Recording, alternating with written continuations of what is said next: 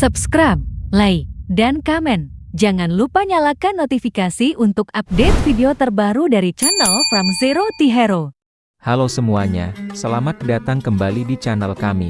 Hari ini kita akan menjelajahi salah satu periode paling dramatis dan kompleks dalam sejarah dunia, Perang Salib.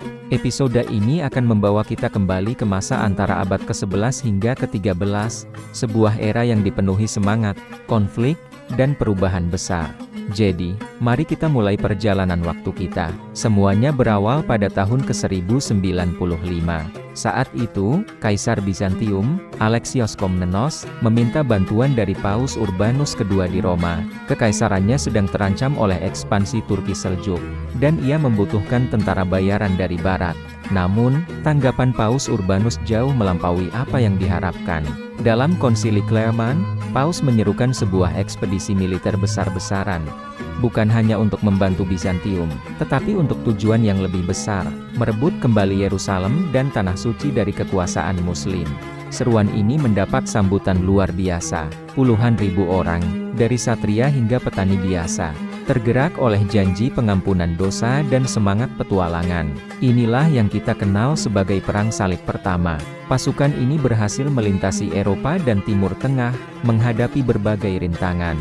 Dan akhirnya, pada tahun 1099, mereka berhasil merebut Yerusalem setelah pengepungan yang brutal. Kemenangan ini kemudian mengarah pada pendirian beberapa negara salib di Timur Tengah, seperti Kerajaan Yerusalem. Namun, keberhasilan ini tidak bertahan lama. Kehadiran negara-negara salib memicu reaksi balik dari dunia Muslim. Pemimpin seperti Imaduddin Janki dan putranya, Nuruddin, mulai menyatukan kekuatan untuk melawan para tentara salib. Puncaknya adalah ketika kota Edesa jatuh pada tahun 1144, yang memicu diserukannya Perang Salib Kedua. Dipimpin oleh Raja Louis ke-7 dari Prancis dan Kaisar Conrad III dari Jerman, ekspedisi ini sayangnya berakhir dengan kegagalan total. Mereka bahkan tidak berhasil mendekati Yerusalem dan kembali ke Eropa dengan tangan hampa. Babak selanjutnya menjadi panggung bagi salah satu tokoh paling ikonik dalam sejarah, Salahuddin Al-Ayyubi, atau Saladin. Ia berhasil menyatukan Mesir dan Suriah, lalu mengarahkan pasukannya untuk merebut kembali Yerusalem. Pada tahun 1187, dalam pertempuran Hattin yang menentukan, pasukan Saladin menghancurkan tentara kerajaan Yerusalem dan tak lama kemudian, kota suci itu pun kembali jatuh ke tangan Muslim. Jatuhnya Yerusalem mengguncang Eropa hingga ke intinya dan memicu Perang Salib Ketiga, yang sering disebut Perang Salib Para Raja. Tiga raja terkuat Eropa saat itu Richard the Lionheart dari Inggris, Philip Augustus dari Prancis, dan Kaisar Frederick Barbarossa dari Jerman memimpin pasukan besar untuk merebut kembali Tanah Suci. Namun, Barbarossa tenggelam di perjalanan, dan Philip kembali ke Prancis setelah beberapa perselisihan. Hanya Richard yang tersisa. Ia dan Saladin terlibat dalam serangkaian pertempuran sengit dan saling menghormati sebagai lawan. Meskipun Richard meraih beberapa kemenangan, ia tidak pernah berhasil merebut Yerusalem.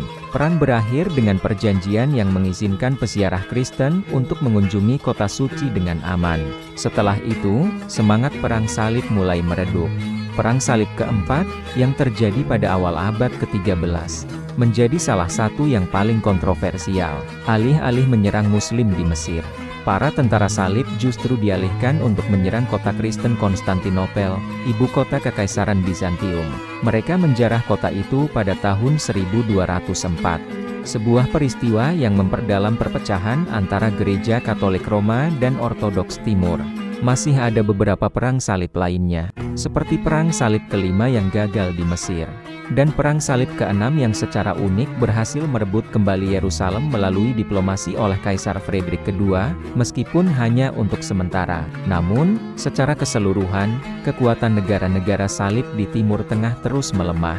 Pada tahun 1291, kota Acre, benteng terakhir tentara salib, jatuh ke tangan Mamluk Mesir. Ini menandai akhir dari kehadiran besar tentara salib di Tanah Suci. Perang Salib meninggalkan warisan yang sangat kompleks. Di satu sisi, ia membuka kembali jalur perdagangan antara Timur dan Barat, membawa pengetahuan, teknologi, dan ide-ide baru ke Eropa yang memicu Renaissance. Di sisi lain, ia juga meninggalkan luka mendalam dan ketidakpercayaan antara dunia Kristen dan Islam yang dampaknya masih terasa hingga berabad-abad kemudian. Itulah kilas balik singkat mengenai sejarah Perang Salib dari abad ke-11 hingga ke-13. Tentu saja, ada banyak sekali detail dan cerita lain yang belum kita bahas. Apa pendapat kalian tentang periode ini? Bagian mana yang paling menarik menurut kalian? Tuliskan di kolom komentar ya. Jangan lupa like, share, dan subscribe agar tidak ketinggalan video sejarah menarik lainnya. Terima kasih sudah menonton, sampai jumpa di episode berikutnya.